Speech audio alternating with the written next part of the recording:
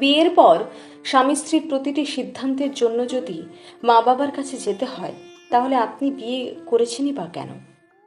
আপনার বিয়ে করার বয়স হয়েছে মানে সিদ্ধান্ত নেবার বয়স হয়েছে।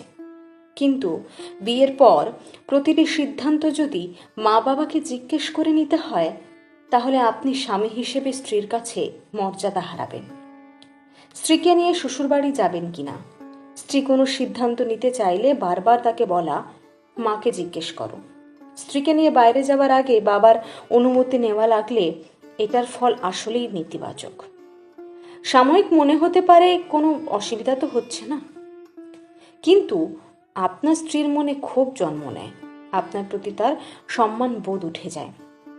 মাঝে মধ্যে তার কিছু ইচ্ছে করলে আপনি বলেন, দেখি মা কি বলে।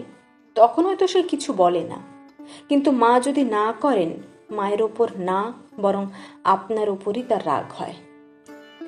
আপনি পারিবারিক গুরুত্বপূর্ণ সিদ্ধান্তে অবশ্যই মা বাবার পরামর্শ নিন, তাদেরকে শ্রদ্ধা করবেন, কিন্তু স্বামী হিসেবে আপনার যে কর্তব্য আছে সেই কর্তৃত্বের চর্চা আপনি করুন, আপনার মা বাবাকে করতে দেবেন না।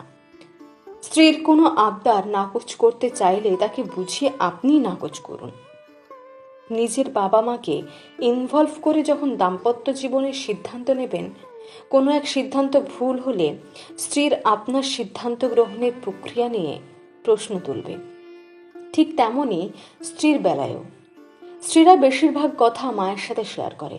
স্বামী কি করলো, কি বললো, স্বামীকে এটা কিভাবে বলবে, স্বামীর কাছে কিভাবে চাইবে, এগুলো নিয়ে সে মায়ের সাথে কথা বলে। মাও খুব আগ্রহ নিয়ে মেয়েকে বুদ্ধি দেন। বিয়ের পর গুরুত্বপূর্ণ ইস্যু ছাড়া দৈনন্দিন এসব ব্যাপারে মেয়ের মা তো ইনভলভ হবে, পারিবারিক অশান্তি তত বাড়বে।